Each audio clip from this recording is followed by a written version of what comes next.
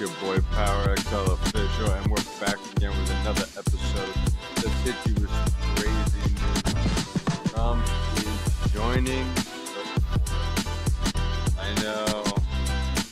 I'm upset. I'm already upset. Bullshit, but let's actually see how this goes down.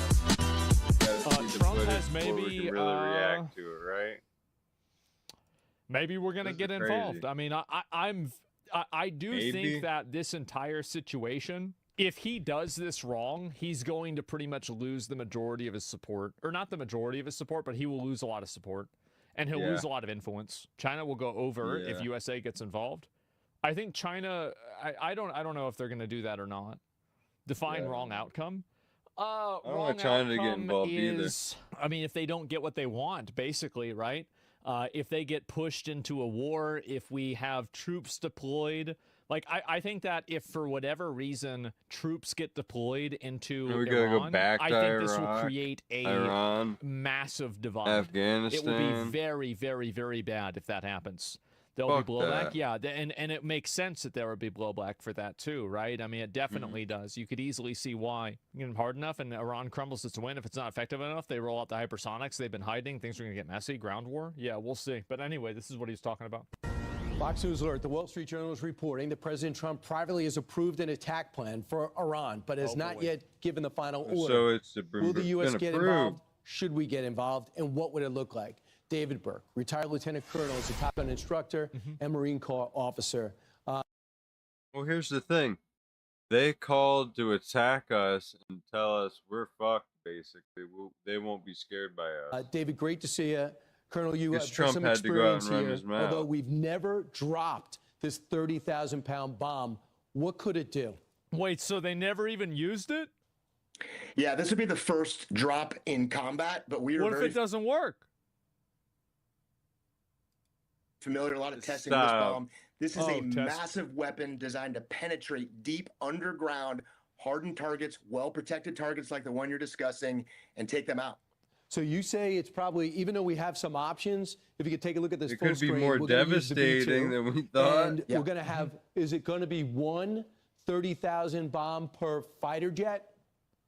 Each B-2 can carry two. You won't know. Surprise me if you had a single drop from an aircraft, but it can carry two. I think you were telling me yesterday it can carry that two. The first one penetrates down, and the second one will go into the hole. Oh. Yeah, that's a likely scenario. Oh, shit. Having multiple bombs is probably going to be required for this situation. Absolutely right. You got it. So, okay, so let's advance. Oh, okay, I can advance myself. I did not know that. You think it's going to hit on an angle. Then they're going to start attacking it's U.S. going to glide. You said that this is going to be a little bit different. It's not going to be the World War II, open up the hatch and it falls to the ground. Describe how it's going to penetrate. Yeah, this is a smart weapon. It has a GPS antenna in the nose. It has a really good guidance system to get exactly where it wants to be. And this is a massive bomb, Ryan. It's 30,000 pounds. Now, not a lot of explosive, but a lot of weapon itself to penetrate into the ground. And that first bomb is going to hit the target, dig deep into the ground, and then detonate. Colonel, so take a look at this. This, I imagine, is an animation of the bomb going deep. This would be the first one in that scenario. Would the second one know exactly how to get into the hole the first one leaves behind? Yeah, I mean, this is a tough problem. The way you're describing it is exactly right. It's a very difficult scenario, but that, as you're describing it, is exactly what the intent would be, is put that second bomb right through the hole of the first penetration, get deeper into that target, and do even more damage with the second weapon. So, Colonel, so they could just keep going to the center of the earth. Feet. So it goes about 200 feet. But there's about 300 feet of concrete it's got to get through, let alone what the mountain challenges have. So the first one gets through. What's the second one look like? The second one looks very similar in terms of the glide path. And the way you're describing it, this is what we call weaponeering. This is the professionals thinking about how deep is this target? How deep does the bomb have to go? How many weapons does it need? What's the angle? All those things you're describing is exactly right. This is the problem that they're addressing. And that second bomb, in a perfect world, goes right through the initial hole that the first bomb created and penetrates even deeper into the target to do the damage. If not, we send in a bunch more. I understand they're not going to be deployed in theater. It's probably going to be coming from the U.S. Wouldn't work for us to tell us exactly where. But one would go get refueled midair. They're probably that situation's in place right now. How many fighter jets? How many B-2s you think we'll need? Just 2, right? Probably. Yeah, I would not be surprised if you had multiple B-2s. The great thing I'd about say that aircraft, 4. this is a remarkable machine. I think the longest B-2 flight is something like 44 hours. So our ability to launch from the United States, if we choose to, or a forward deployed base, getting to the target and back is absolutely in the wheelhouse of the capability of this aircraft. And I would expect to see multiple aircraft on this mission. For a guy that knows how to do these flights, what's the challenge for the pilot? Hit the button. Listen, there's a lot of challenges. Obviously, anytime Hit you the take an button. American aircraft, It's all American air crew, GPS. American systems, and flying into enemy territory, there is risk. The great thing about these B-2 crews, they've been practicing and preparing for this their entire careers. life. They're more than capable of doing this. This is things they've prepared and trained for. So once the mission starts, they're focused on that. There are certainly risks associated with the mission itself, but these are highly trained, highly capable people that are more than ready to do this. And just by the way, you told me off camera that it's not something you get the Israelis trained up on quickly. It'll have to be an American pilot. And so they don't know how to fuck they can't handle these bombs, bro. It's got to be us. We're freedom by the way, bombs. it doesn't detonate when just hits the surface. We decide when it detonates. Colonel, thanks so much. I appreciate it. We'll look at a great being here. Thanks for having me. I'll look at. There's a video I think that CNN put out the video about how this is how the bomb works, right? And so this is what they're trying to do with this bomb. The impact spreads freedom. It does. As President Trump weighs U.S. involvement in strikes on Iran, experts say a massive bunker buster bomb is likely the only weapon capable of destroying a key Iranian nuclear facility. But as CNN's Brian Todd reports... maybe I'm retarded, but like, why couldn't they just send a missile, like a guided missile inside the fucking... Like, if you sent... I don't know, like, maybe this is stupid, but like, if you sent it inside the entrance and it blew up the entrance collapsed, you would effectively destroy the thing, right? Multiple doors? Oh.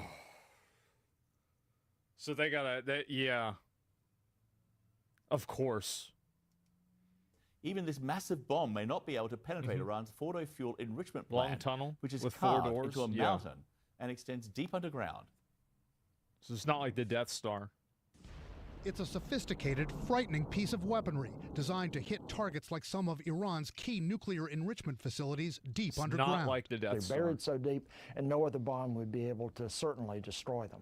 The GBU-57 Massive Ordnance Penetrator, also known as the Bunker Buster, the largest non-nuclear bomb in the U.S. military's arsenal. Designed, the Air Force says, to reach and destroy weapons of mass destruction in well-protected facilities. I feel like, we paid our tax money for this shit. I mean, like, really... Let's get to use it. If we're not going to use it to blow up a nuclear facility, like, why don't we just get a refund on these? Like, I mean, yeah, like, I mean, this is what this is literally why we bought them, right? Gotta use them on something. Roughly 20 feet long. Weighs 30,000 pounds. Yeah, might as well use it. Pounds of Let's high use explosives. it up. The Israelis don't have They're going to replace them anyway. To deliver them. Damn. Only the U.S. does, and there is no public record that they've ever been used in combat. The United States has never encountered a target that public required record a bomb of this size. We have other very, very large bombs, such as the Moab, which is the mother of all bombs, as they say. That mother of all bombs, weighing more than 21,000 pounds, was dropped by U.S. forces on ISIS targets in Afghanistan in 2017. How'd that go? But the Bunker Buster, even heavier. Experts say the Bunker Buster has a thick, hard shell designed to withstand the impacts of the ground and plunge So that's oh shit, it is really big. God damn. To the depths it needs to reach, with explosives in a fuse that also needs to be robust enough to penetrate the ground. The Bunker Buster doesn't have the biggest blast area, experts say, because it's designed to burrow into the ground before exploding. The only plane that can carry the Bunker Buster, the B-2 Spirit stealth bomber. That shit looks B-2 so cool, Spirit stealth bomber looks amazing. That looks badass. By a 2-pilot crew, capable of flying about 6,000 nautical miles without refueling and eluding an enemy's most sophisticated defenses. The likely target of the Bunker Buster, if the U.S. were to get involved in this conflict, Fordo, an Iranian nuclear enrichment site buried deep under a mountain beneath possibly. We could tell them everything we're doing, how we're doing it, and when we're going to do it, but they can't stop us because that's how insane our tech is. Could the Bunker Buster really damage Fordo significantly? Experts say the Bunker Buster can penetrate about 200 feet into the ground. I mean, couldn't you just keep using them until you did? I mean, I feel like, yeah, if I don't know how many of these we have, but like, yeah, if 2 doesn't work, then you use 3. Yeah, I mean yeah, we just keep fucking going. $50 million each. I mean, in terms of like government money, that's not that much. Maybe more. But if the key targets at Fordo government money, we spend more for like like Sesame Street, gay Sesame Street in Iraq. Place. Yes. Yeah, I mean it's not that much. 3 to 4 million each. Yeah, it's cheap for the military. Yeah. 100 feet under. One bomb isn't going to penetrate that. You're going to have multiple hits at the same spot. Drop a bomb, another B-2 comes in. But they can carry 2. Crater they drop another one. Yeah, another exactly. key question is, would a strike on the Fordo nuclear facility cause a large radiation leak? 3 experts who spoke to CNN say a radiation leak would probably be limited to the immediate area, and a strike would probably not pose the same kind of catastrophic consequences that bombing a nuclear reactor would. Brian Todd, CNN. Oh, really? Okay, well, that'd that's be good. because if they did, that would be real bad. Yeah, that'd be real bad. Oh, shit. Horrible. Probably. Yeah, I mean, fuck, I'd go with probably. I mean, that's it. Yeah, probably. With Jennifer Kavanagh, a senior fellow and director of military analysis at the Foreign Policy. You know, I heard that whenever they dropped the first nuke, they didn't know what the fuck was going to happen. Yeah. So, all right, well, let's see what this does. Fuck it. Think tank defense priorities. Asked her what U.S. involvement in this conflict could actually They're just mean. winging it? Yeah. So I think it's probable that Netanyahu was hoping that if he started this war and was successful initially, tactically against regime targets and other nuclear You could put that on a tractor trailer. That the United States would see this as an opportunity to join. Bro, it looks like a UFO. Damn, that thing's big. That it makes sense too. It definitely makes sense. Fuck. Accomplish what has been a long time U.S. goal of ending the Iranian nuclear program. Yeah. I think it's important to note, however, that there's no guarantee that even if the United States does use these bunker buster bombs, it would finally eliminate Iran's enrichment capabilities or forever end its pathway to a nuclear bomb. How could you stop anything forever? That can only be accomplished by political means, not military means. It's interesting you say that because Joe Siriani, who is an expert on nuclear non-proliferation and all things Iran and all things nuclear program in Iran, he explained how these bunker busters actually work in any kind of attack on the Fordo nuclear site there in Iran. Here he is. Listen to this. The first aircraft, a B-2 rather, is the only aircraft that can carry this munition, has to drop one in a precise location, followed by another B-2 who would drop another in the crater. And that might not be enough, so you might have to do it a third or a fourth time. Just keep doing it. Third or fourth. So, you know, in the words of, the U.S. intelligence CIA boss from back in the Iraq days, it's not a slam dunk that U.S. involvement here would actually destroy the Fordo nuclear site completely. Certainly not with airstrikes. There would have to be a ground component, some kind of ground raid, to ensure that that facility was fully eliminated and that Iran's stockpiles of highly enriched uranium were either rendered unusable or inaccessible. And right now, no one is talking seriously about sending ground forces. No, so we're relying only on air power. No, we don't want to. Nope, absolutely not. Not going to happen. We're just gonna bomb the fucking piss out of it so we can't see it. If we send troops over to Iran, we are gonna be there for 10 years. Yeah, it's gonna be 10 more fucking years of micromanaging another Middle Eastern country. Well, I was trying to be optimistic. I was being optimistic with 10. Okay, y'all want to say 20? Fine. It'll happen. We just won't know about it. Yeah, I don't know. We need a new war to get the economy back up. That's a good way to look at it. That's what it takes. That's true.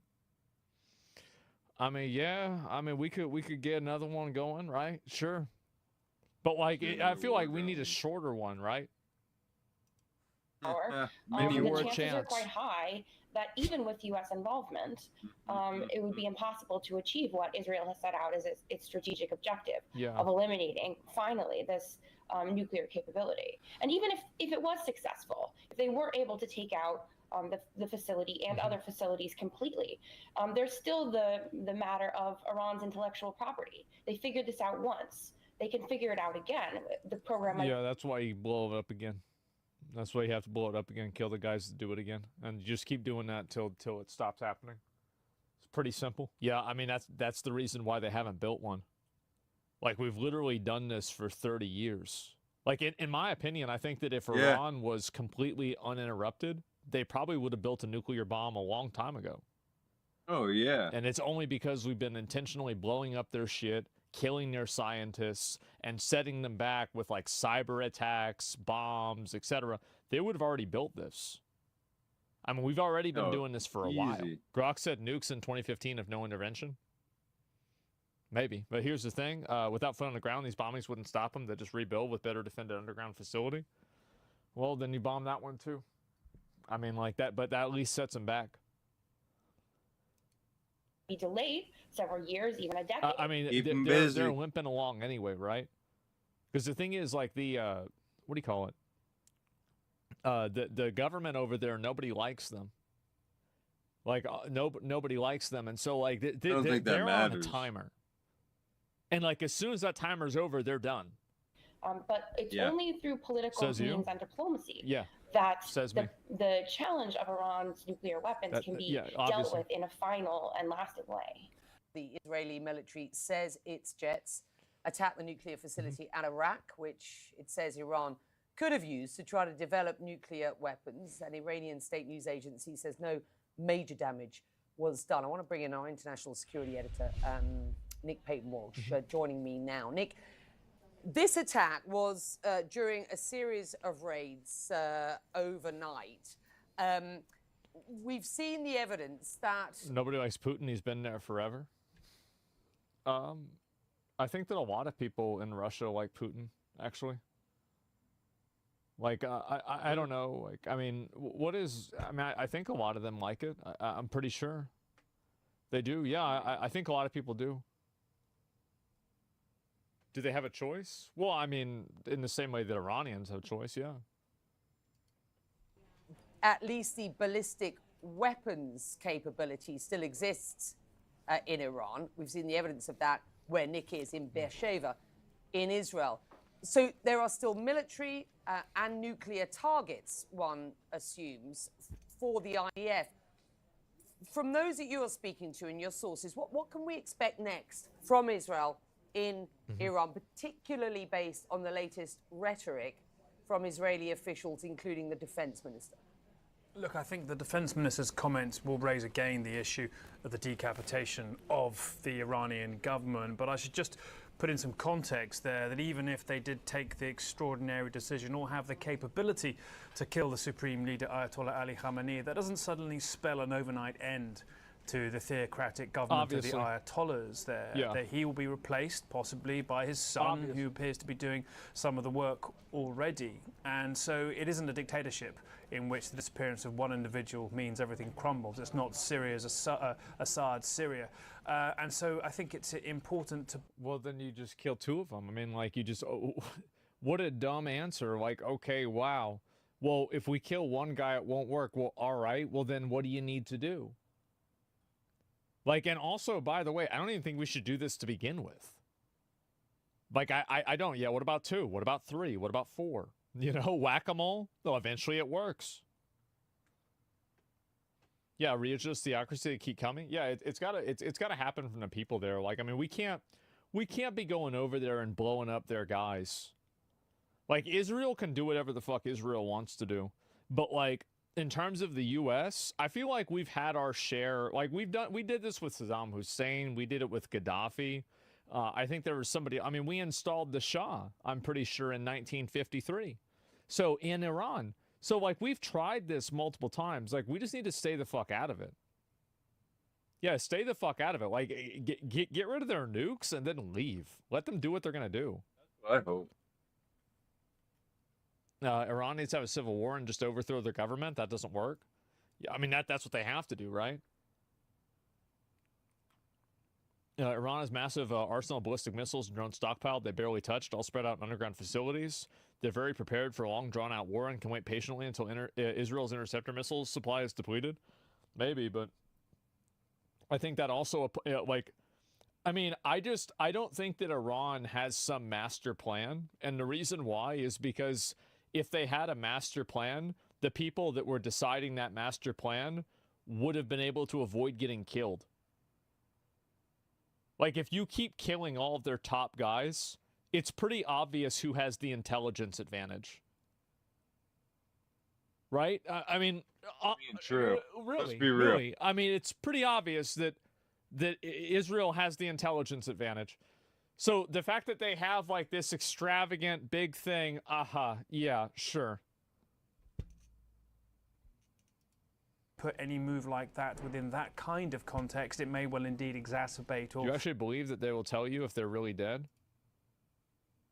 Yeah, I saw the video and there was like a fucking missile and it showed like a guy and then the missile hit and he wasn't there anymore. I feel like he's probably dead. Like, I would assume he dead. I mean, maybe he parried it, but like, I don't think that I don't think that works the same way it does in like Elden Ring. Why is Israel allowed to have nukes, but Iran can't? Because Israel's on our side and Iran's not. I mean, that's really the answer. Like, Israel denies IAEA inspections and refuses to sign the United Nations Non-Proliferation Treaty. Iran has. I also think, by the way, I don't think we should let them do that. I think we should force them to either come to an agreement or at least come to some form of capitulation, right? Like, I agree with that too. Yeah, Iran's a terrorist state? Yeah, sure. Also, Israel doesn't threaten anybody with nukes?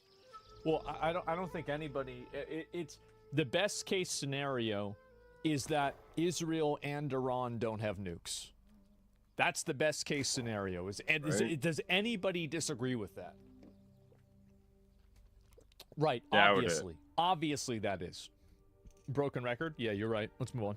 Speaking to some experts yesterday, worsen the hardline nature of what Iran seeks. But it's the nature of the targets that Israel is openly talking about striking now that gives you some idea how far down a target list they necessarily are. Hitting the Arak heavy water facility, look, that's something which many experts believe was no longer involved in any potential chase of a nuclear weapon. Yes, it could have been involved in the creation of plutonium, giving another path toward the bomb, but ultimately... Israel needs the nuke. They're the only democracy over there. If Israel needs a nuke, then Saudi Arabia needs a nuke. And if Saudi Arabia needs a nuke, then Iran needs a nuke. And if Iran needs a nuke, then maybe Qatar needs a nuke. And then now everybody needs a nuke. Like, no, fucking no. Strongly disagree with you? But, well, I mean, that doesn't... Who cares? Yeah, no more fucking nukes. Like... I like that idea. How do people not understand this? It's insane.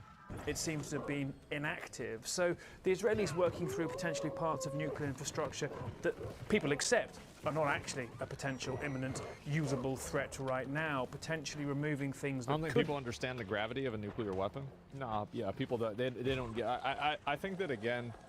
Well, let me just get through this. Be a problem down the line and removing Iran's ability to pursue anything nuclear for decades. They appear also to have destroyed between a half and about 2/3 of Iran's missile launchers. So that takes out of the equation potentially the scale of the volleys that Iran can fire at Israel. What got through last night may have been a new type of device, may have been a particularly bad night for Israel's air defenses. Who knows? Injured at that hospital certainly too, and horrific scenes for the Israeli public to endure, but not a marked change in the sort of lethal casualties Iran was able to inflict on Israel. So Iran clearly working with a much reduced military capability here, and so that puts into question how long, frankly, Tehran can have this conflict go on and not potentially experience some kind of existential crisis in its missile inventories, military infrastructure that keeps being... Or civilian centers.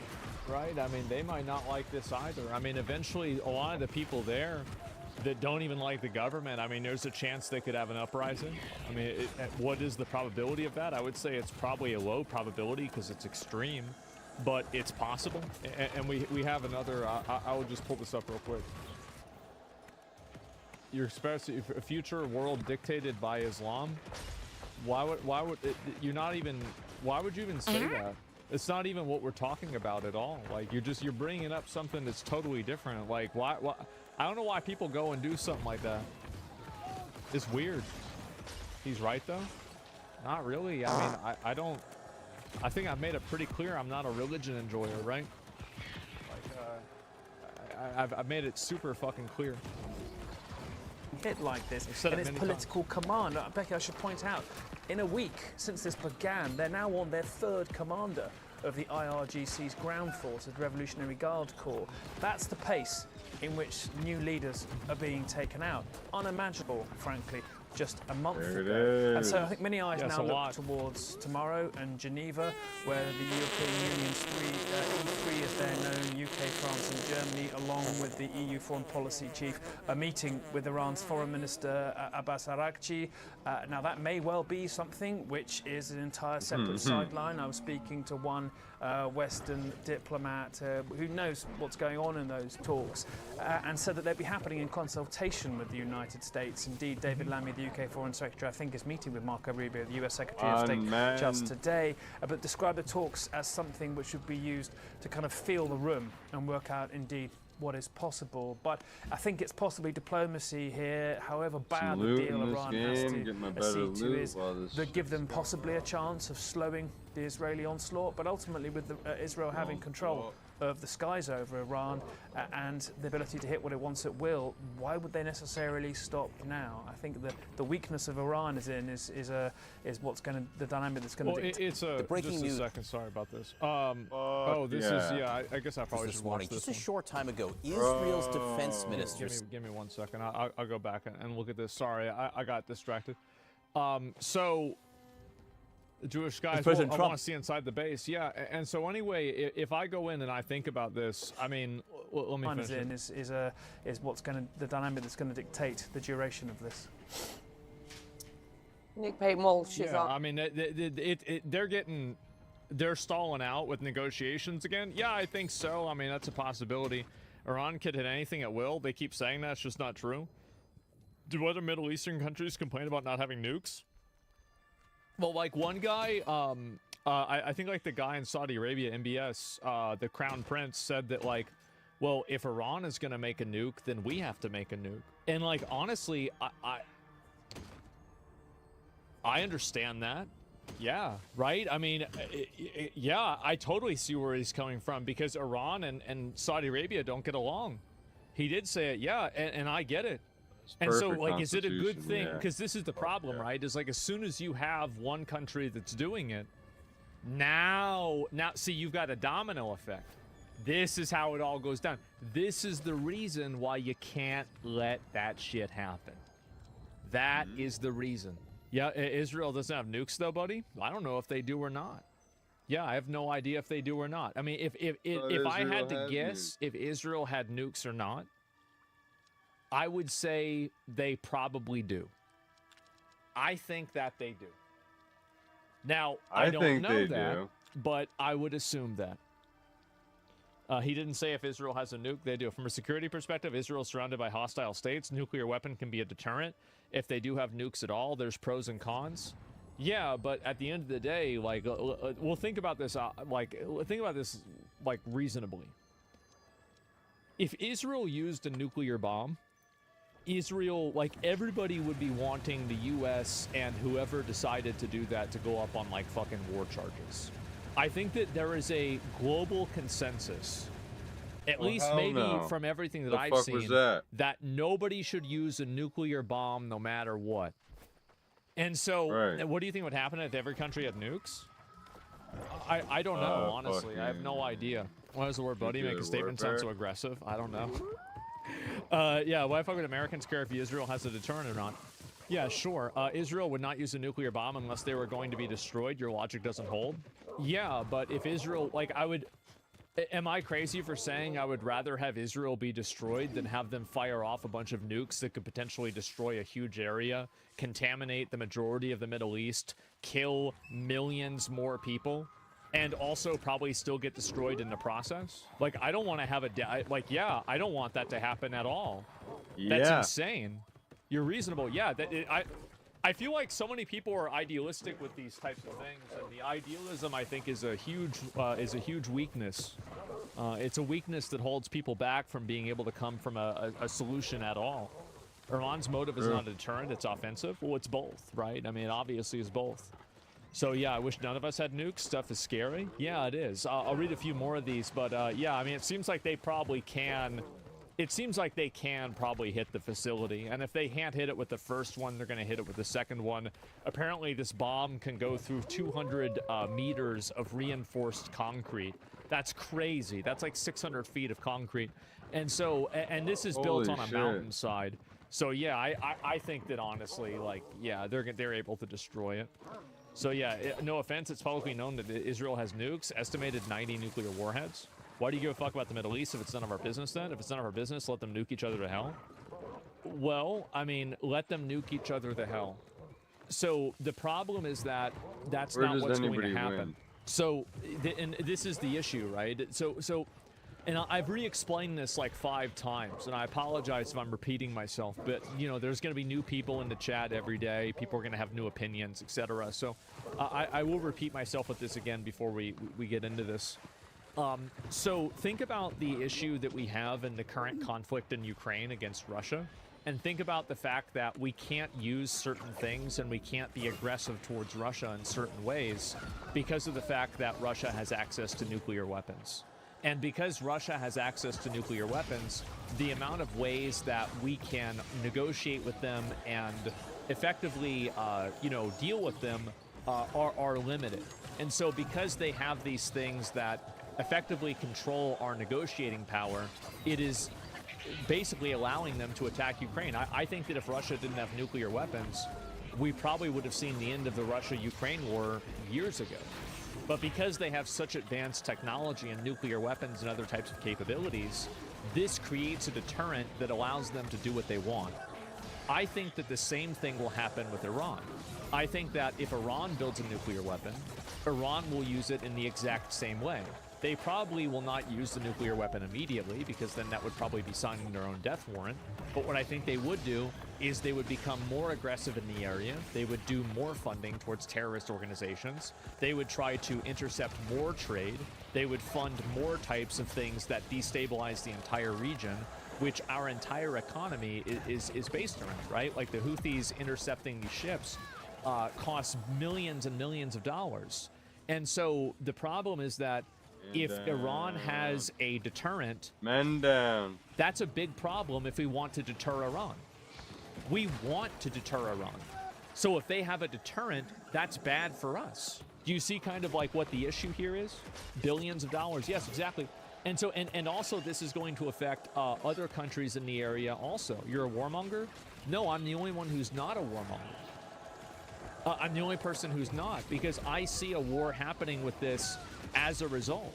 And I think that if Iran makes a nuclear weapon and we let them make a nuclear weapon, then you're going to see Saudi Arabia pursuing a nuclear weapon. And are we going to tell Saudi Arabia you can't do this after Iran, one of their enemies, because they're a different Muslim, like Iran is Shia and I think Saudi Arabia is Sunni Muslim in general. And so like they don't see eye to eye with everything in general. And so I'm getting kicked around. You have this massive distinction, and of course they're going to make a weapon so they can be on an even playing field against their opponents, which makes sense. But is that a good thing? And then also, what about all the other countries? So now you have all of these Middle Eastern countries that are all building up and making more nuclear bombs. This makes any sort of conflict in that area infinitely more risky. It's infinitely more risky, and then in the process of building those weapons, you're going to have the countries that have access to them potentially use them. We don't know if they're going to use them. Iran has said multiple times that if they had a bomb, or if they could, they would destroy Israel. They said they would do that. And so, really, people that think that this is a warmonger take are, I think, so incredibly short-sighted and naive. They're just spamming. They're so naive. And I don't understand how... I think that a lot of the pushback against... the pushback against this is actually not... what do you call it? It's actually not about like anything specifically about Iran. it's about Israel. I think people are pushing back against Israel in general. Yeah, God, I hate nukes. Yeah, and so people are mad at Israel because they think that Israel, the way that Israel is dealing with Palestine, is bad. But the fact is that, I mean, Israel is just simply, Israel is not really, the problem with Iran is not like 100% Israel, if that makes sense too. These people hate America too. Yeah. And anti-Semitism is the reason. Sometimes, in some cases, it is. I mean, absolutely. Iran is not a country like Pakistan or India. Their narrative is to actually use the bomb. Yeah, I mean, that's what they said. You're not a warmonger when this is defense. When someone says they want your death to you or your country over and over and wants nukes, that's not a warmonger by us. Yeah, exactly. And so when I hear people that are accusing me or other people like this of having that viewpoint, it doesn't really make sense to me. Because if somebody, and also, by the way, if this was happening to you on a personal level, you would immediately be, you would immediately have the same viewpoint that I do. You would immediately see it the same way that I do, where it's like, okay, well, yeah, somebody says they want to kill me. Well, I want to call the police or do something to have this person stopped. Obviously. Like, if somebody said, like, yeah, I'm going to make a gun, I'm going to come to your house and shoot you, then, yeah, absolutely, you would want to react to it proactively. Of course. Why good graphics don't matter. There's always been an obsession with video game graphics ever since their inception. What comes next? If regime destruction is the aim, who and what comes next? Who knows, right? But whatever it is probably better than a bunch of psycho crazy fucks that, like, whenever somebody dies, they say they're a martyr. I mean, let's be honest, right? I mean, damn, that's some crazy ass shit. And FOMO, what is this? This is another guy complaining. I'll watch this. I'll watch this one. Then we're gonna look at the thing where Trump's actually talking about himself. Breaking news: President Trump not revealing whether the U.S. will get involved in Iran. Yeah, well, why would he? I said it's very late. You know? Yeah. I said it's very late to be talking. Mr. President. It's yeah. I don't know. There's a big difference between now and a week ago, right? Big difference. Mm-hmm. And this comes as the Israel-Iran conflict is now in its 6th day. They know. Damn, yeah. 6 days. Late is the hour. You've been covering Gandalf. this. The hour of Gandalf. So this was overnight over Tehran. Video from a semi-official Iranian media outlet. It is the hour. You've been covering Gandalf. this. So this was overnight. And media outlets showing over the city. Assets to the second strike. I mean, the thing is that, like, I see this and I feel like they have too many planes on that. Because, like, remember whenever they had to turn one of them really fast because one of those missiles and one of the planes just, it literally just fell off? I feel like you got too many of them on there. Yeah, like, that's gonna, I mean, oops. And more than 30 tankers for in-air refueling. Yeah. This morning, Iran's Supreme Leader Ayatollah Ali Khamenei is rejecting President Trump's calls for unconditional surrender. This is what he said just a few hours ago. Iran has never surrendered. Why should we surrender? If they threaten us again, they will receive an irreparable strike. Fareed Zakaria, what a fucking retard. Oh my God. The host of CNN's GPS is joining us now live from London. Fareed, everyone wants to know if the U.S. is going to get directly militarily involved in this. I love the quote, Trump, nobody knows what I'm going to do. Conflict. What's your analysis? Nobody knows. knows. Trump is clearly enjoying playing the part of a very unpredictable leader. You know, some people call it the madman theory of foreign policy, where you know, you deliberately make it so that no one can guess what you're going to do. Yep. And you're sort of trying to out-crazy everyone else. And which is impressive that he's able to out crazy a religious zealot. It is. That's a lot. And Trump is doing that, and he's doing it very effectively. But I think at heart, what's happening here is it's sort of FOMO foreign policy, by which I mean President Trump did appear to be negotiating with the Iranians, and Steve Witkoff was due to meet with them. He had been meeting with them. Then Bibi Netanyahu decides to move forward. It succeeds. How can somebody be this stupid? How could someone be this dumb to really think that the Israelis just bombed them without any type of collaboration at all? Like, really? Like, how can you possibly believe that? Wildly, it succeeds, I think, even more than Israelis expected. And Trump now wants to get in on the action. So he's, taking credit in a sense for the Israeli action, but does that mean he'll join in? So far, Trump has tended to be fairly cautious about major military escalations. So I'm going to guess that this is mostly Trump trying to pressure the Iranians to come to the negotiating table with essentially a surrender, which is to give up their... Yeah, that would be the best case scenario, wouldn't it? Like, I mean, absolutely. Isn't that what you would want him to do? Like, instead of, like, it would be better that we just don't bomb anybody and nothing happens and they just surrender and we get rid of the nuclear facility and things move on. Yeah.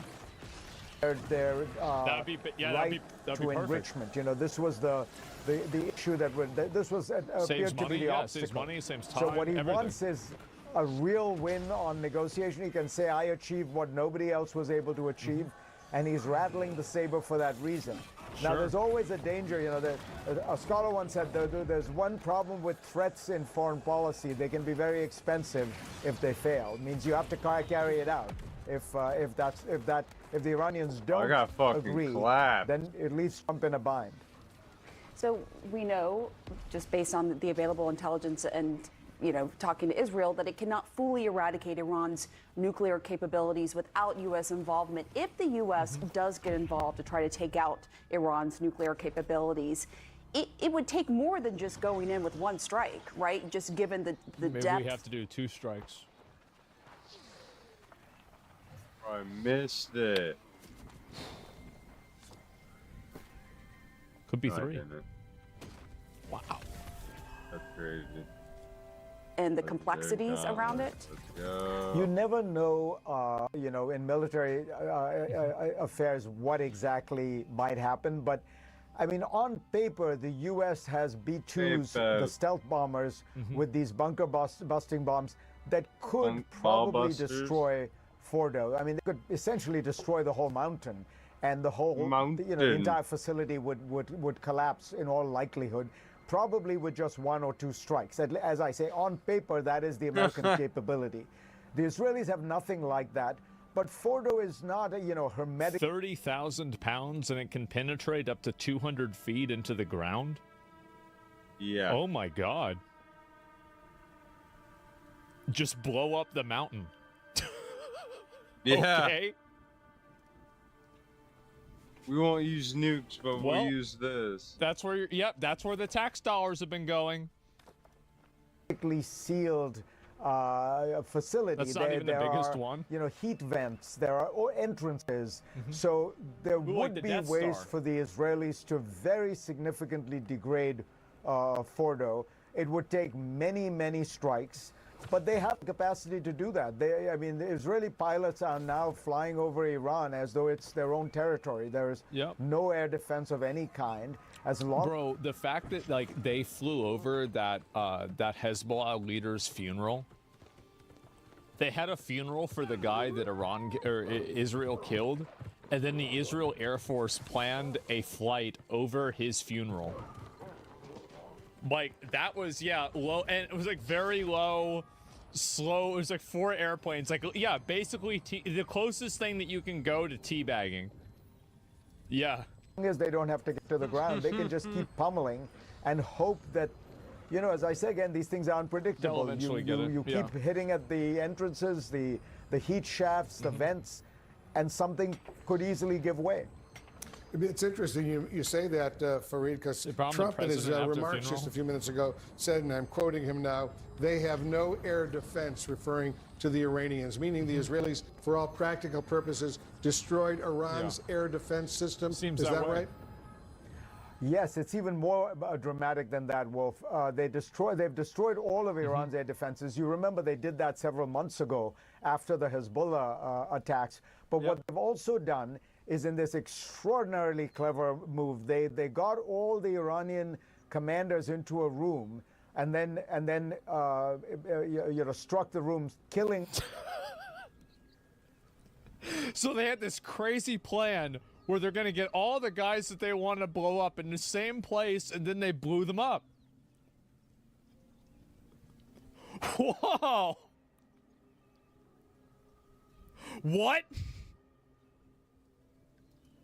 Almost all the missile commanders, which meant that the people who would order a strike on Israel minute the Iranians began striking were all dead. Yep. And so that gave the Israelis a window to destroy a whole bunch of missile launchers. So one of the reasons you're not seeing a lot of Iranian ballistic missiles launched at Israel, fewer than Israel had predicted by far, is that the missile launchers have been destroyed by Israel. So they're shooting 2 missiles, bro. 2 missiles at a time. They'd have no air defenses. They also have many fewer missile launchers than they did. It's really they still bad. have a bunch of missiles, but you can't do a lot with missiles if you don't have the launchers to launch them. Good point. How do they have that intel, though? Do they have a spy? They probably have all kinds of stuff. They probably have all kinds of spy technology. They probably have people on the inside. They probably have, didn't Iran arrest like almost 50 Mossad agents? Yeah, of course. They probably had tons of stuff. Yeah, satellites. They're probably tracking these people's locations from weeks in advance. Crazy how the Taliban is more effective than the Iranian army. Yeah, you're right. Definitely true. And it's sad. Hamas is sending even more and Gaza's destroyed? I don't know. Should we just give Israel these bombs and let them drop? Well, I mean, I think we probably should do it. If anybody's going to do it, it should be us. But if we gave it to them, yeah, I'd be fine with that. Yeah, sure. Fareed Zakaria, thank you very much. We can't let that technology go into. I want to go right now to CNN Chief International Correspondent Clarissa Ward. She's joining us from Tel Aviv. So what are you seeing there in Tel Aviv overnight? Sirens were going off, and there was a lot more activity over the skies, right? Well, there was a lot of activity and a lot of sirens, but not so many ballistic missiles as we have been seeing earlier on. Roughly 30 missiles last night, 30 missiles the night before. That's a big departure from some 200 missiles on the first night of this chapter in this conflict. So as a result... Yeah, bro, they're out of juice, man. They're out of juice. Like, just admit it. Like, I don't understand how, in their mind, there's any form of virtue or, heroics in shooting 2 missiles at a time from an underground bunker while you're tweeting out AI videos. Like, really, how do you, there's no... of that, perhaps you're definitely feeling and noticing a more relaxed posture here in Israel today. And we have heard now the military has made recommendations to essentially allow some semblance of normalcy to begin again, some semblance of reopening the economy. What that might look like is things like people being able to go back to work in certain situations, more shops being able to open. We heard today from Israel's defense minister, Israel Katz, basically saying that this gradual phased reopening of the economy and allowing people to move around more freely is what he called a message of victory over Iran. Well, it is. At the same time, nobody is completely relaxing, and particularly in anticipation of whatever decision President Trump makes vis-a-vis whether to intervene more forcefully in this conflict. The U.S. Embassy here in Jerusalem has announced that it is closed today, tomorrow, and Friday. No real official reason given. But certainly the timing is not coincidental, I would say, and also particularly given the fact that many Americans are stranded here at the moment and trying to get out of Israel. It's certainly an unusual time in that context for the U.S. Embassy to close for 3 days. So people waiting and watching and preparing for whatever comes, but certainly a sense on the ground, particularly here in Tel Aviv, that people are breathing a little bit easier as a result of what is believed to be significant damage done to Iran's capacity to launch the... Deputy Foreign Minister... My bad. Breaking news. Preparing for whatever comes, but I clicked and then it just had the fucking video pop up. It's obvious that they've been massively crippled. It's obvious. On the ground, particularly here in Tel Aviv, that people are breathing a little bit easier as a result of what is believed to be significant damage done to Iran's capacity to launch those ballistic missiles, which were coming out in full force just a few nights ago, Wolf. Yeah, I mean, it's pretty obvious that they're out of juice, man. They're totally out of juice. They're done. I don't see them coming anywhere or going anywhere with this. It's just not going to happen.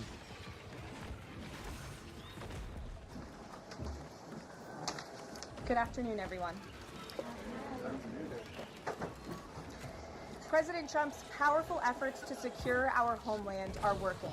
According to newly released numbers, last month, Border Patrol saw a 93% decrease of illegal aliens crossing the southwest border between ports of entry from May 2024 under Joe Biden, when they encountered more than 117,000 illegal aliens.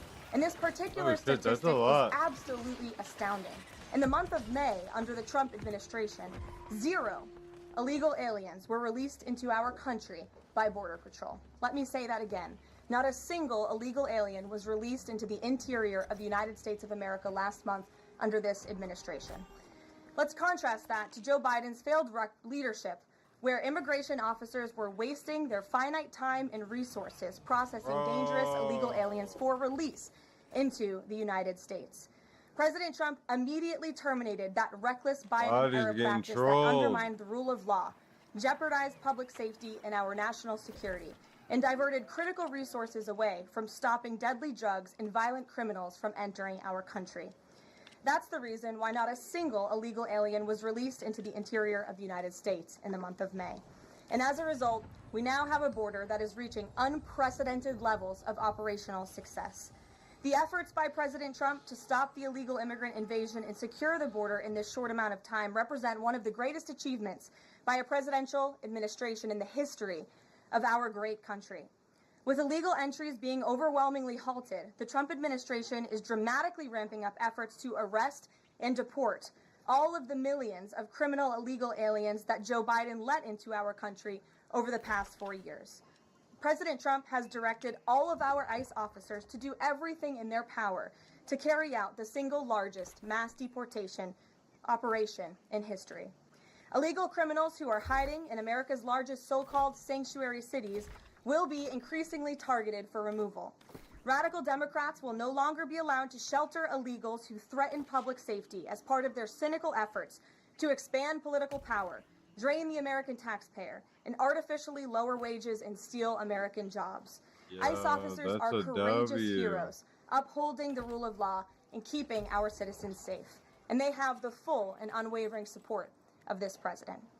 In economic news, President Trump's pro-growth agenda is delivering for the American worker. Through the first 5 months of the Trump administration, real blue-collar wages are up nearly 2%. It's the strongest growth in nearly 60 years. And you gotta shut up. I can't listen to it.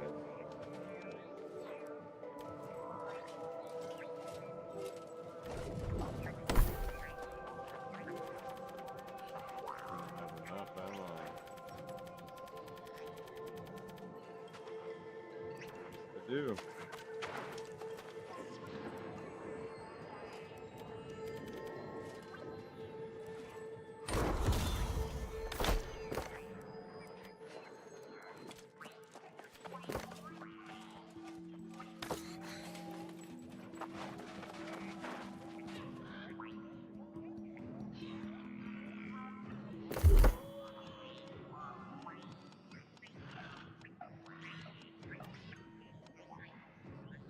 Level it up at all.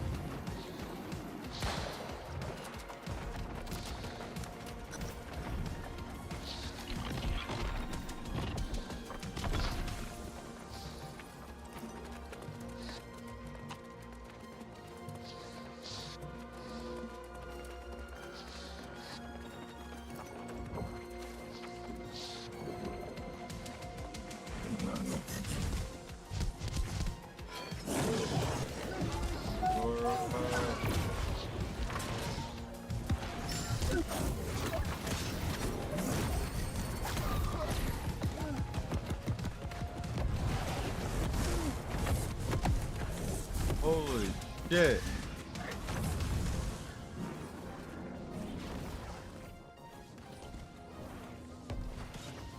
A big dick fit when I couldn't.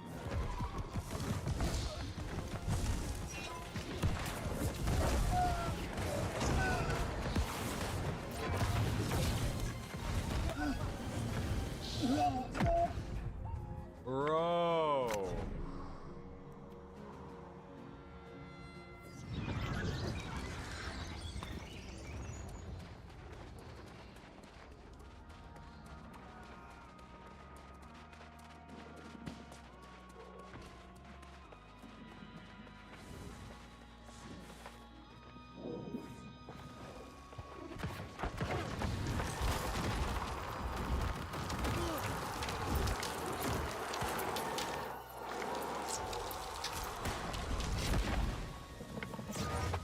He's wiping us out.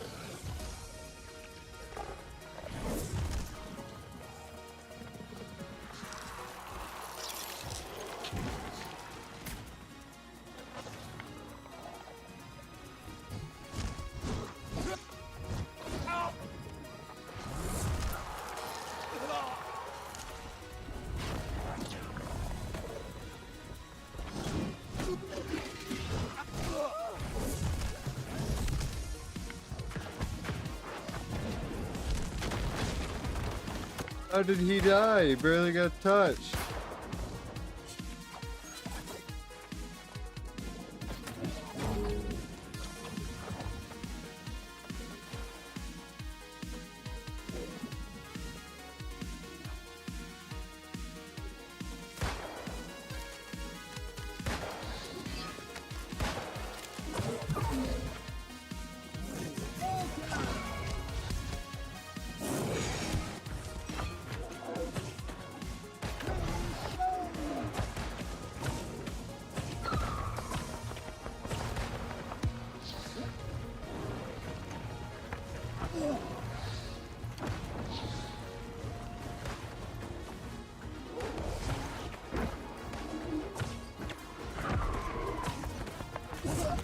Oh shit, why is he coming at me like this?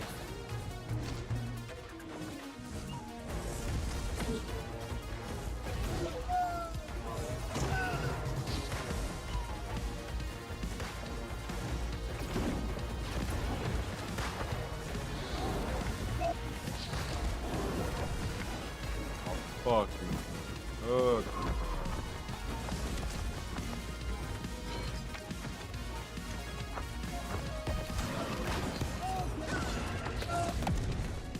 Bro.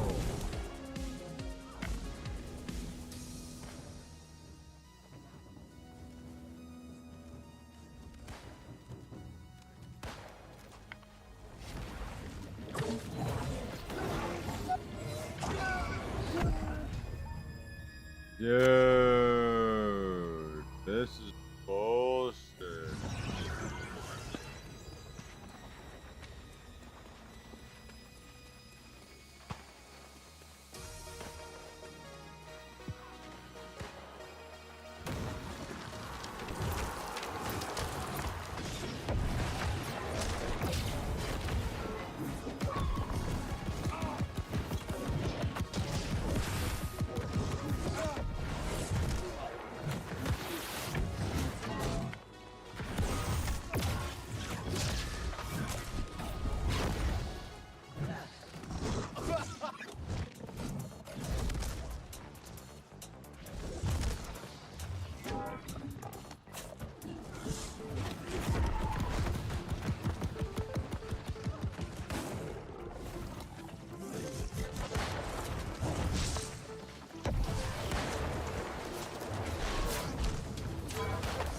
Great dodge. Heal, brother.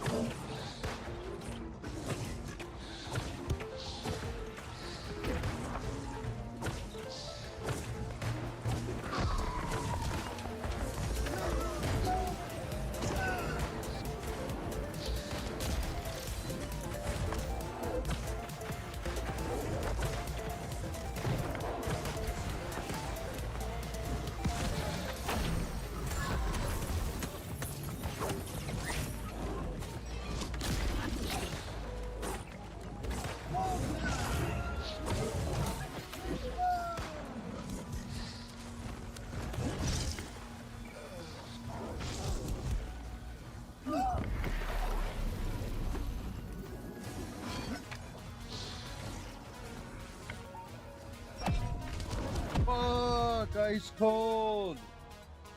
Fuck.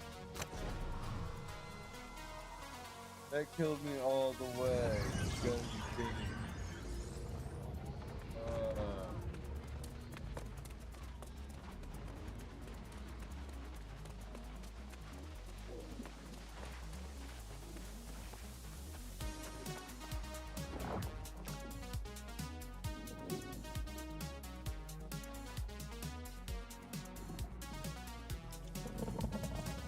Try it one more time.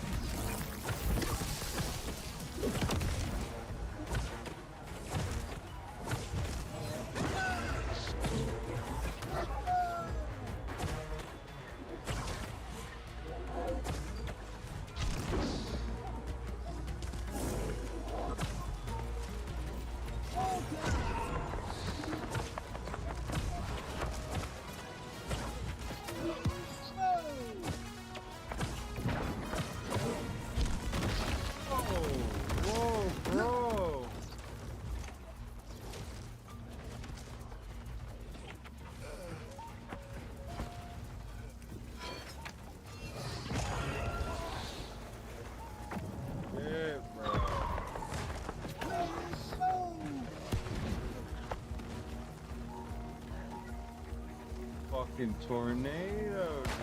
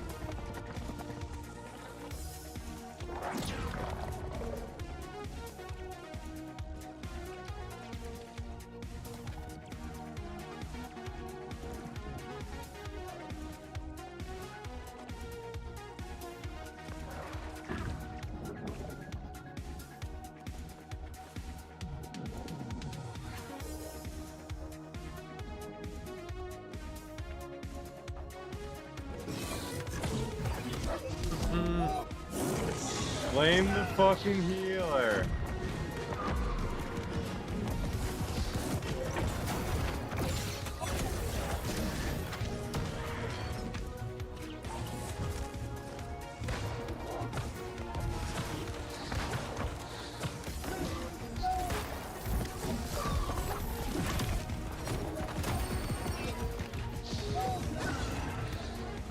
Yeah, I need to go less strength.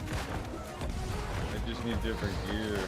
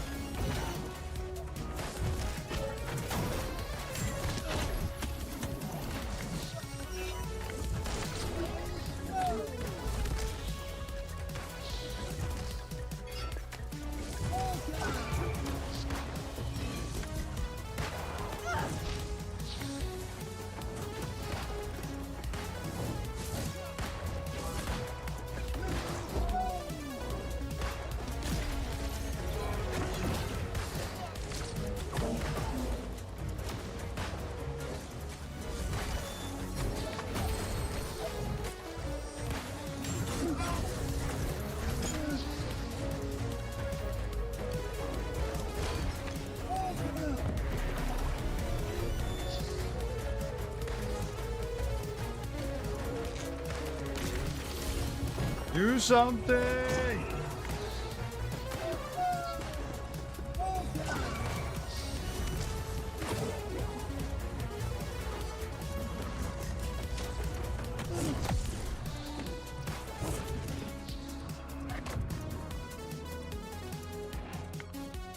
Yeah, damn it.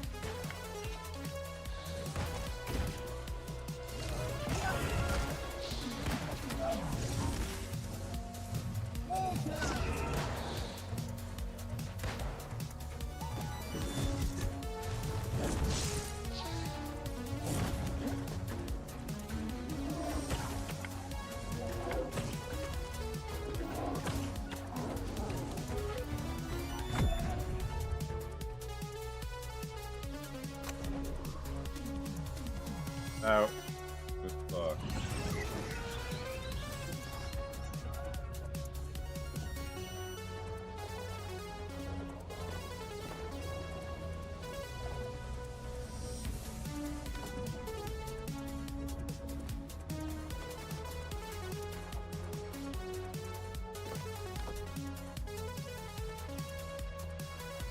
Yeah, beat the...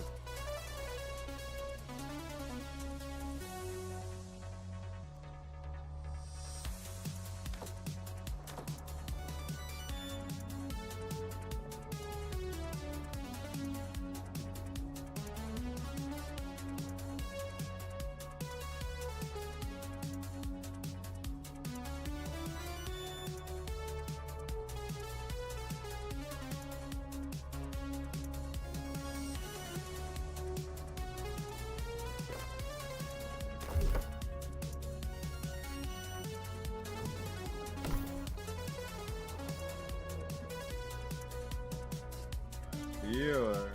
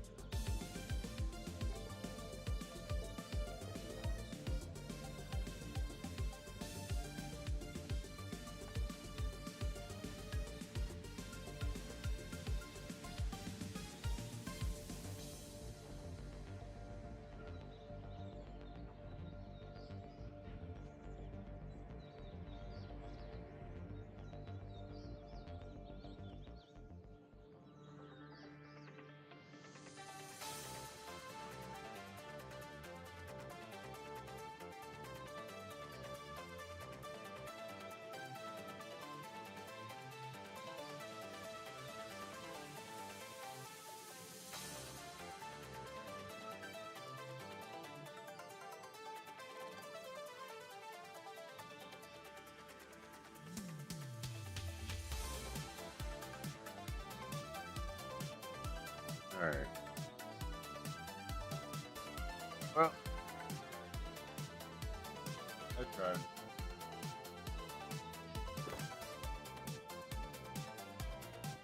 Tomorrow.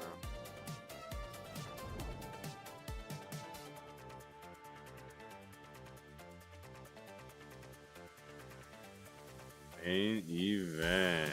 Let's go. Crash Bandicoot.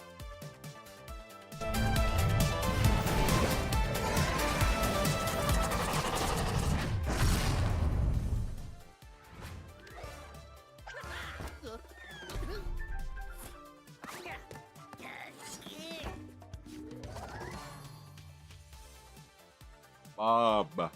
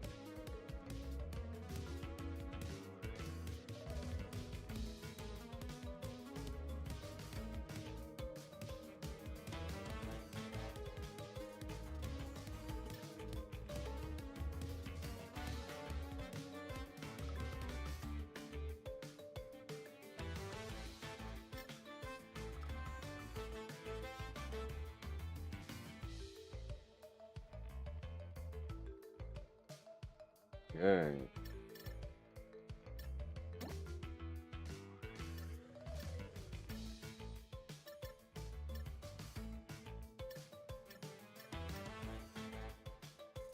Bandicoot battle.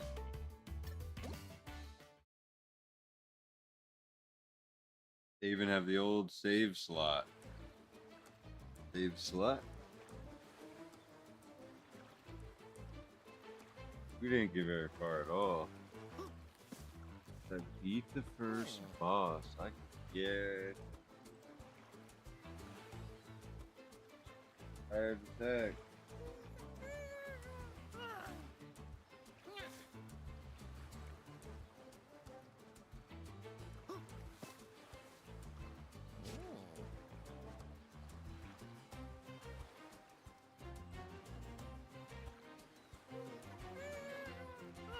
Play this clapper.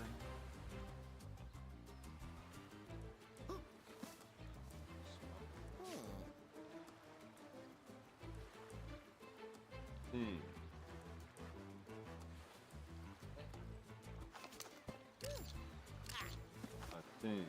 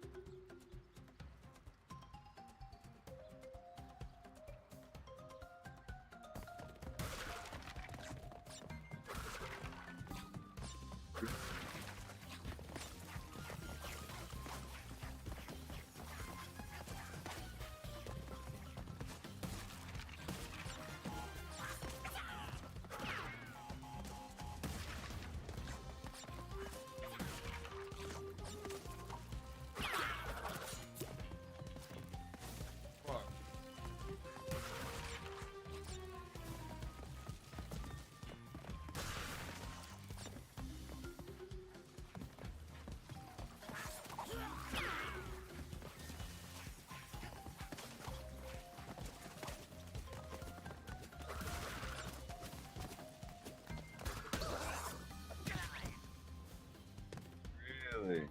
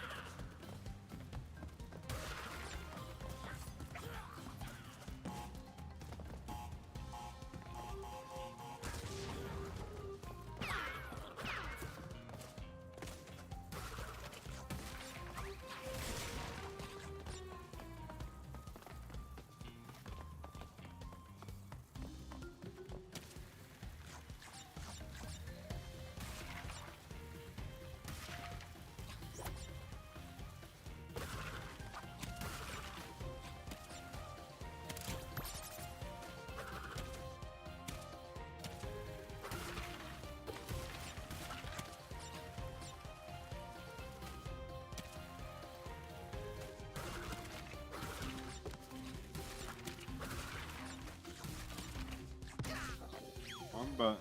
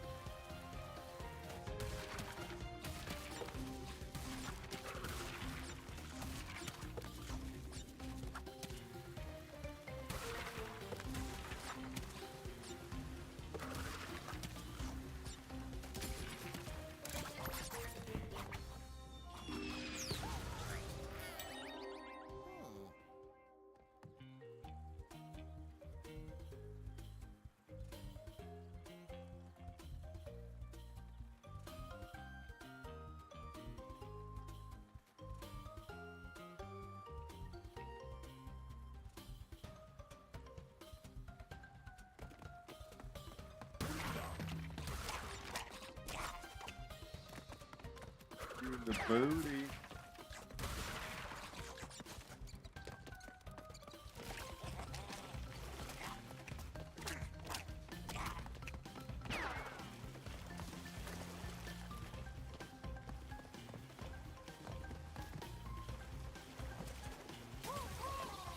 Oh.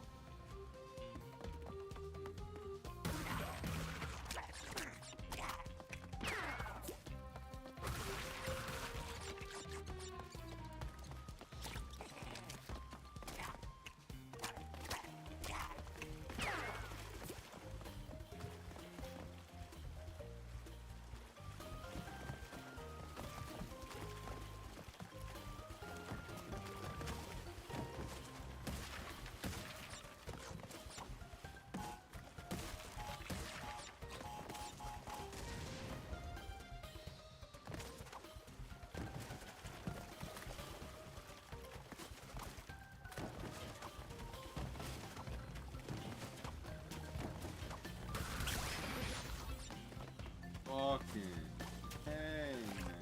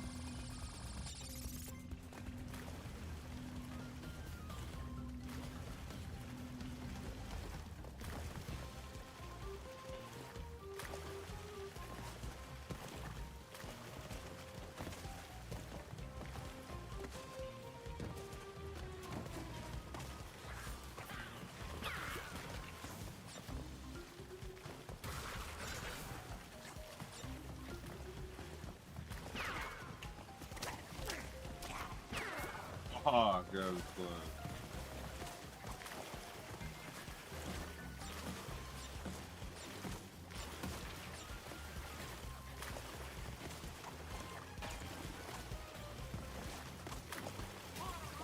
Damn.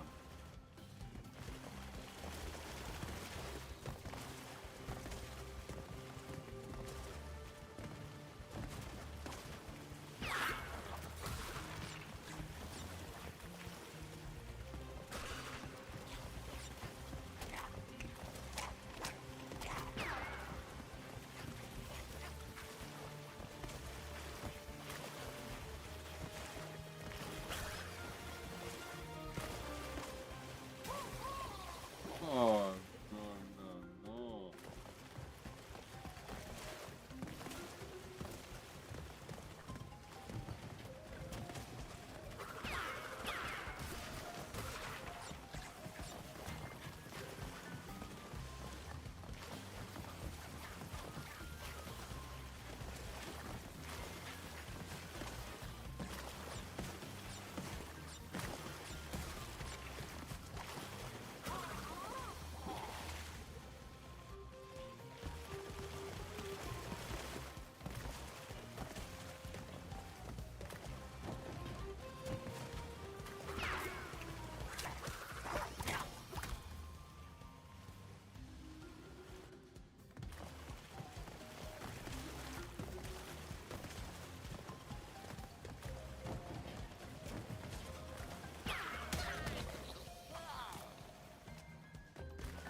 Damn.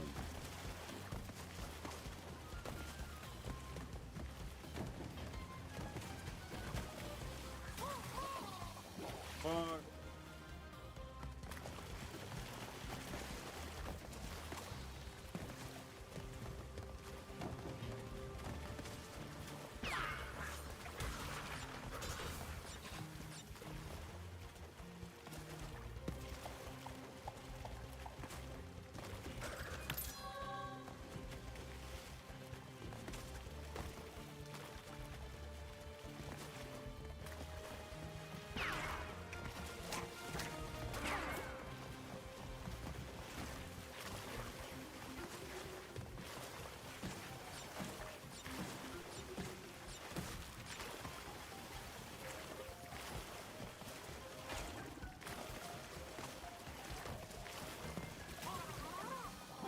Come on, brother.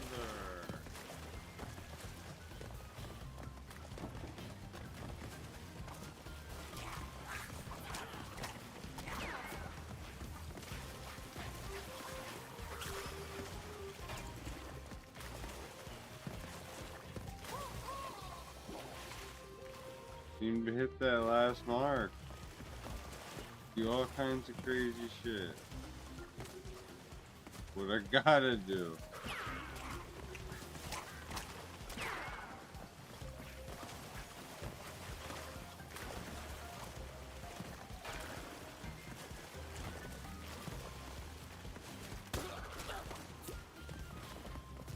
I got that cock tucked. Bro!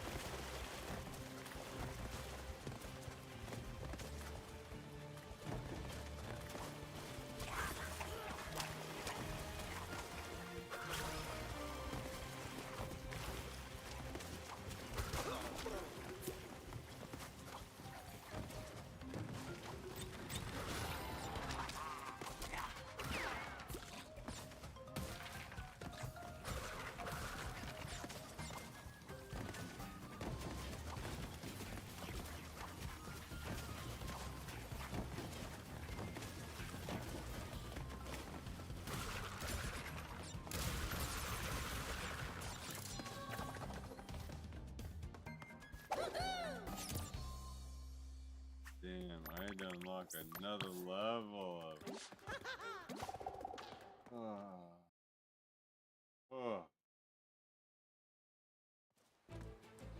I used to think this was fun.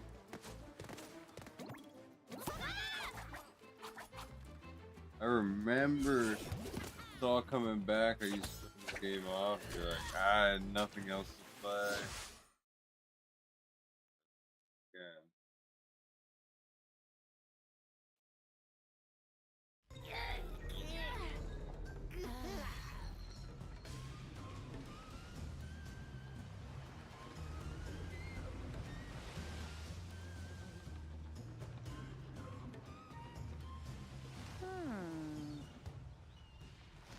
Hang on, guys, I'm coming. What the hell is this?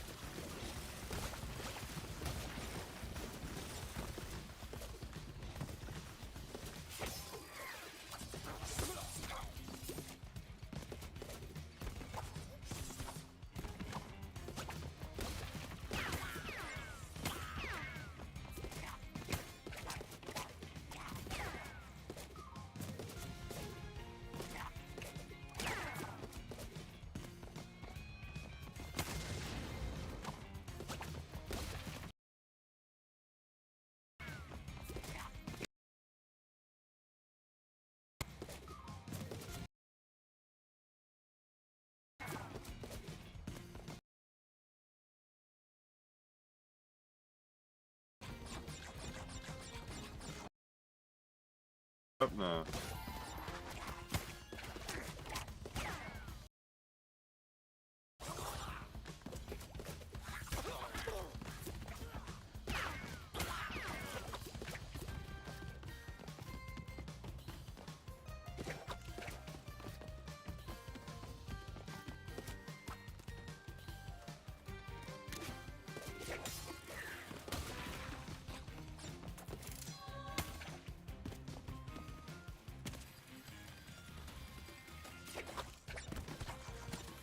Eyes on target.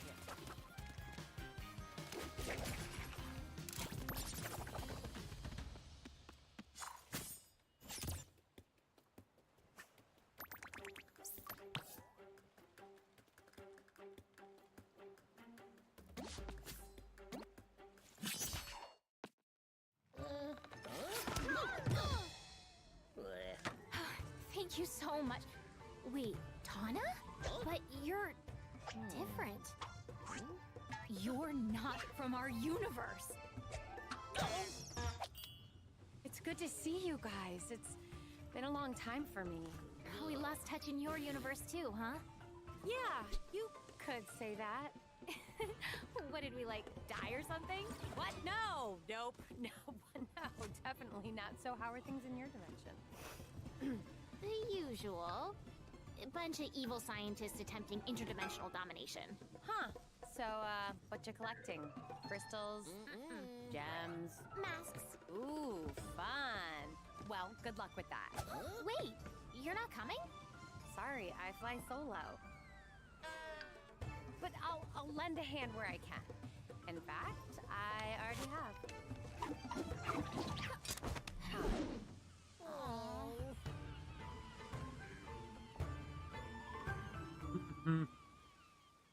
He was kind of OP. I don't know why Crash isn't kitted out to be the cool guy.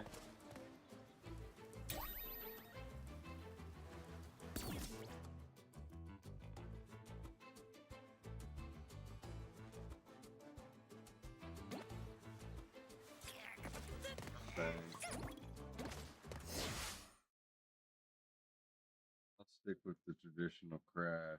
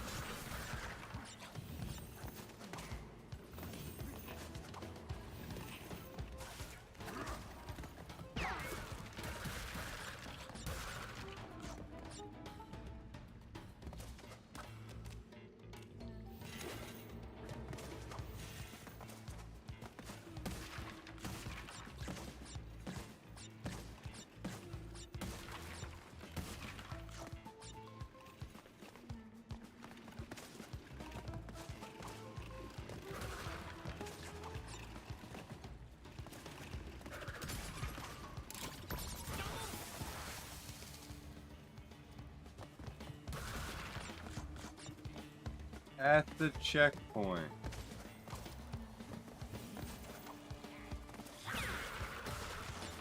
Just firebox. Fuck. Like,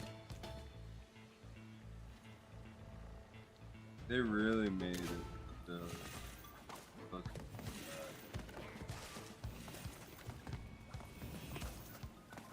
Stupid shit if you're not paying attention.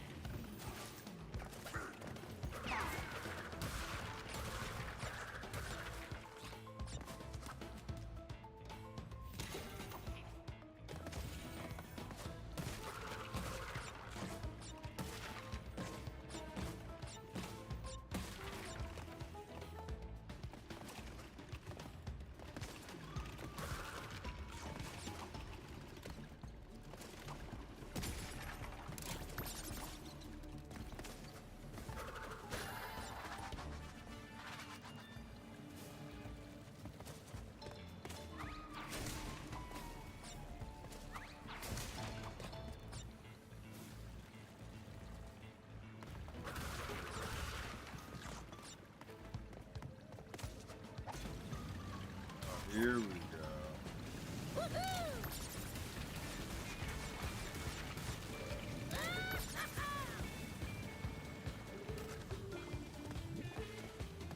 That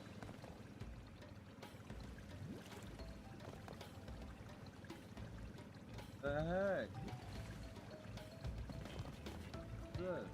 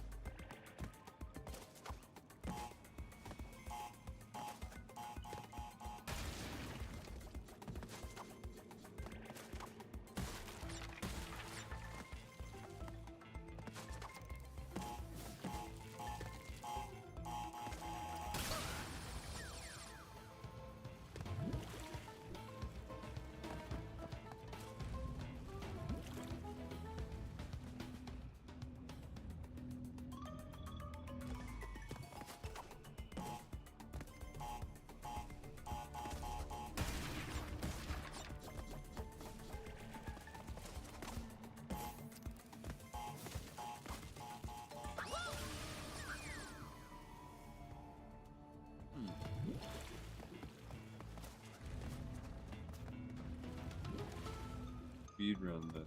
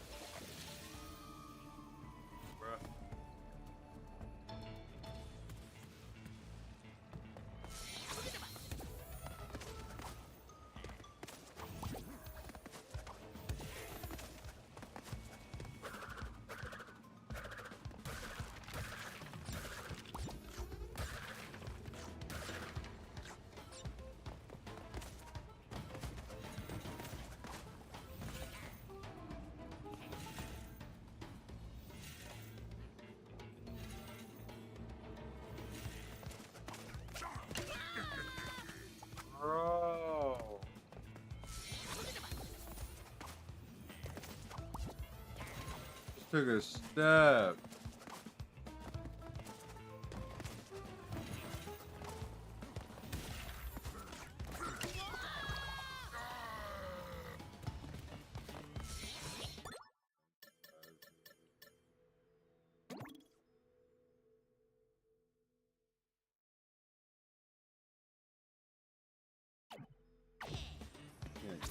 Fuck.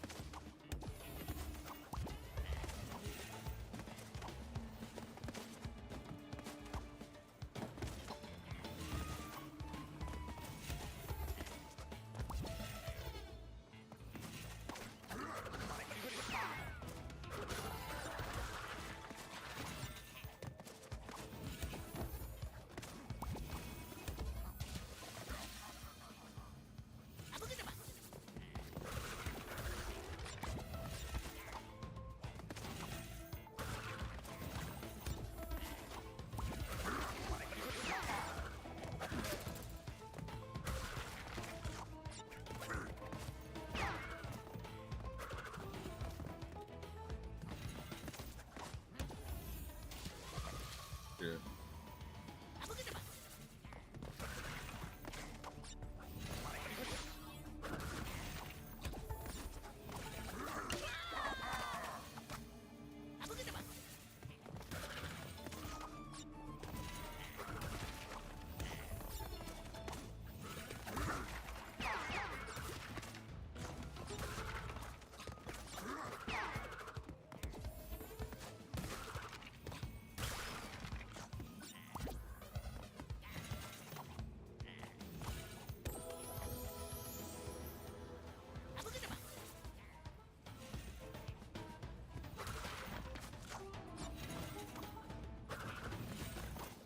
I don't know if I didn't mean to beat this.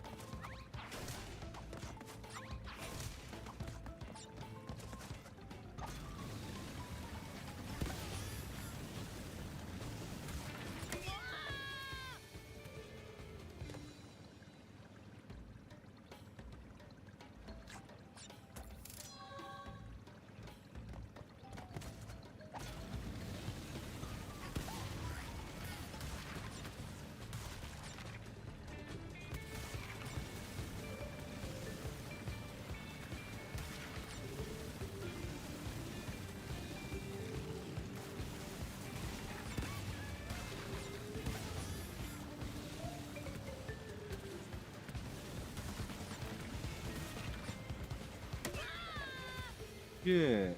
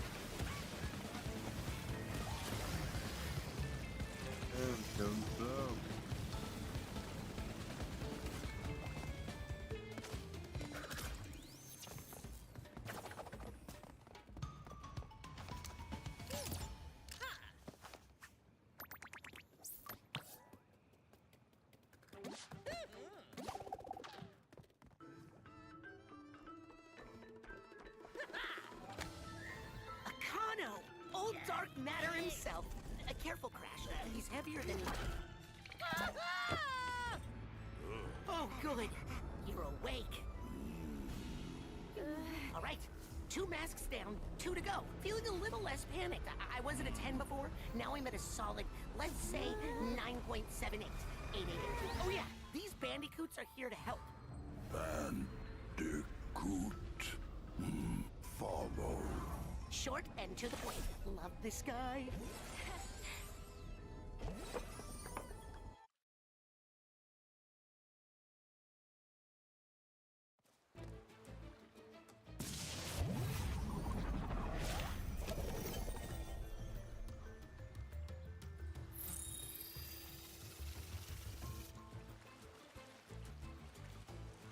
Good. Get out of here. Alright, guys. Good.